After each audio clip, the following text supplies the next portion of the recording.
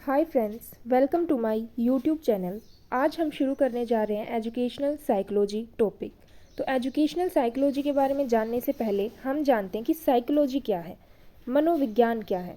तो ये एक तरह का विज्ञान है जो मानसिक प्रक्रियाओं का अध्ययन करता है। ये मनुष्य के अनुभवों का और विभिन्न संदर्भों में मानव व्यवहार का भी अध्ययन करता है। फॉर एग्ज़ाम्पल, हम घर में होते हैं या कक्षा में होते हैं या कहीं घूमने जाते हैं, किसी भी सिचुएशन में हम किसी ना किसी तरह का व्यवहार ज़रूर करते हैं। अब साइकोलॉजी दो महत्वपूर्ण शब्दों से बना है। एक है इसमें स्टिमुलस और एक है रिस्पॉन्स। स्टिमुलस यानी कि उद्दीपक और रिस्पॉन्स यानी कि अनुक्रिया। स्टिमुलस क्या होता है? एक तरह का लालच। फॉर एग्ज़ाम्पल, आप डॉग को कौन सा लालच देते हो? रोटी का। और रिस्पॉन्स होता है कि किसी भी सिचुएशन में आप कैसे रिएक्ट करते हो। स्टिमुलस और रिस्पॉन्स ये दोनों आंतरिक भी हो सकते हैं और बाह्य भी हो सकते हैं, दोनों हो सकते हैं। अब अगर हम साइकोलॉजी शब्द को तोड़कर देखें तो ये टू ग्रीक वर्ड से बना है। पहला है साइकी और दूसरा है लोगोस। साइकी होता है आत्मा का, मन का, व्यवहार का, और लोगोस होता है अध्ययन। Psychology was a part of philosophy, यानी कि ये दर्शन शास्त्र का ही एक हिस्सा था। अब अगर हम बात करें वुडवर्थ की परिभाषा की, तो उन्होंने क्या कहा है कि पहले साइकोलॉजी ने अपनी आत्मा को खोया, फिर उसने अपने मन को खोया, फिर उसने अपनी चेतना को खोया यानी कि कॉन्शियसनेस को खोया, और अब थोड़ा बहुत व्यवहार बाकी है।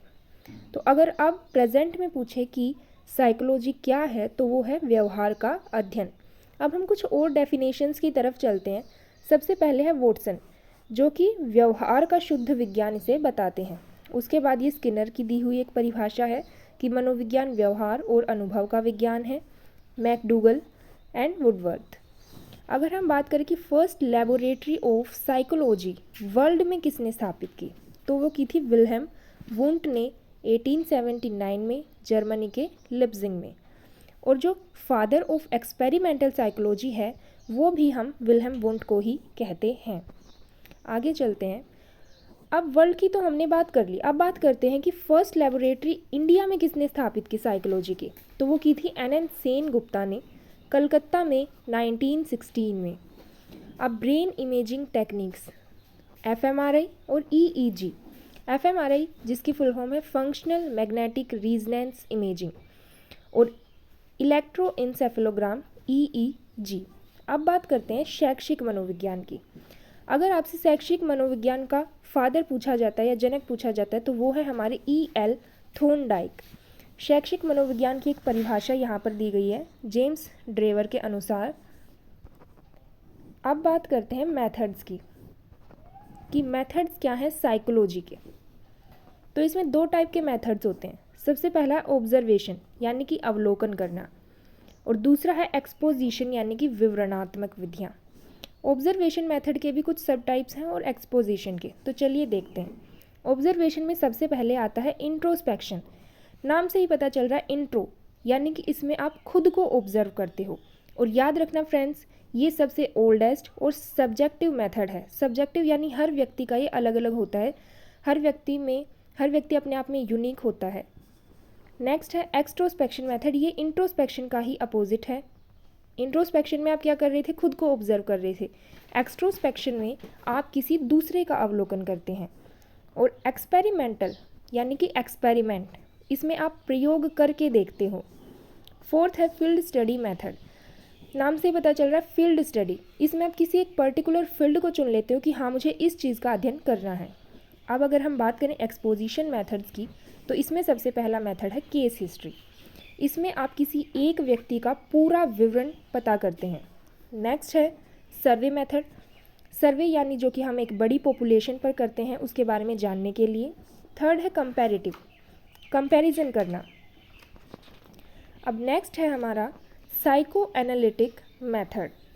इसमें आप खुद के मन का विश्लेषण करते हैं। फोर्थ है साइको सोशल मेथड। ये भौतिक रूप से होता है, यानी कि आप इसमें अपने मन को फिजिकली वो कैसे एक्ट करता है इसके बारे में अध्ययन करते हैं। नेक्स्ट है इंटरव्यू मेथड। इंटरव्यू जैसा कि आप सब जानते हैं कि इसमें प्रश्नों का सिलसिला होता है, दो लोग आमने सामने बैठे होते हैं, तो इसमें प्रश्नों के थ्रू विवरण लिया जाता है। नेक्स्ट है जेनेटिक मेथड। जैसा कि नाम से स्पष्ट है जीन्स, इसमें डीएनए आदि जो टेस्ट होते हैं उनके थ्रू विवरण लिया जाता है। एक्सपेरिमेंटल, जो कि हमने ऑब्जर्वेशन मेथड्स में भी देखा था, प्रयोग करके देखना। नेक्स्ट है क्लिनिकल मेथड, क्लिनिक इसमें कीवर्ड है। जब आप किसी बीमारी के साथ डील करते हैं, पहले आप उसके साथ डील करेंगे, देन आप उसका निदान करेंगे। नेक्स्ट है स्टैटिस्टिकल मेथड, यानी कि सांख्यिकी विधि। ये आंकड़ों से संबंधित होती है, किसी भी जनसंख्या के आंकड़े। अब है इंट्रोस्पेक्शन, जो मेथड था वो दिया किसने? वो E.V. टिचनर, जो कि संरचनावाद के भी जनक कहे जाते हैं, उन्होंने दिया था। अब अगर हम ऑब्जर्वेशन मेथड की बात करें, ये किसने दिया था? तो ये दिया था वाटसन ने। अब हम चलते हैं आगे। अब हम देखते हैं कि ऑब्जर्वेशन के टाइप्स कितने होते हैं। ऑब्जर्वेशन भी दो तरह की होती है, एक है नेचुरलिस्टिक यानी कि प्राकृतिक, और दूसरी है ऑब्जेक्टिव यानी कि उद्देश्य अवलोकन। नेचुरलिस्टिक क्या होते हैं? बिल्कुल नेचुरल तरीके से जो होगी, लाइक पता ही नहीं है कि सामने वाले को ऑब्जर्व किया जा रहा है। और जो ऑब्जेक्टिव होता है, इसमें ये चीज़ पता हो सकती है। एक्सपेरिमेंटल मेथड की बात करें, ये किसने दिया था? तो इसके जनक कहे जाते हैं विल्हेम वोंट। अब एक्सपेरिमेंटल मेथड के कुछ स्टेप्स होते हैं। इसमें सबसे पहले आप क्या करोगे?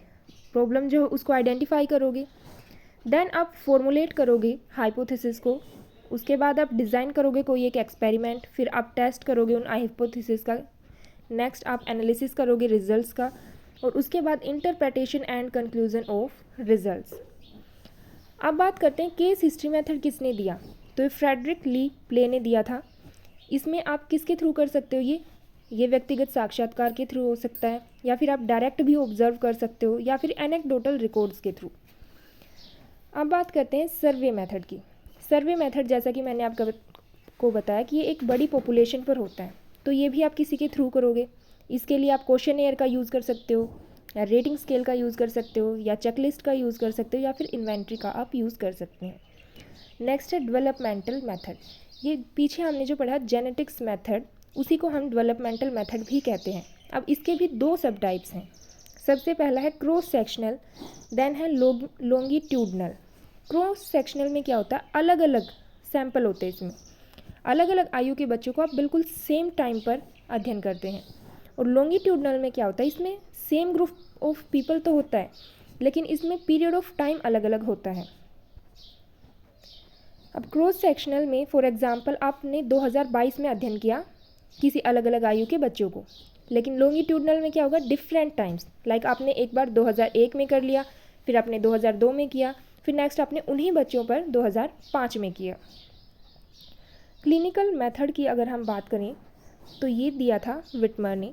इसमें क्या होता है? मानसिक बीमारी, कोई असामान्य व्यवहार, या कोई मनोरोग यानी कि मन से संबंधित जो भी समस्याएं होती हैं, ये उसके उपचार से संबंधित एक मनोविज्ञान की शाखा है।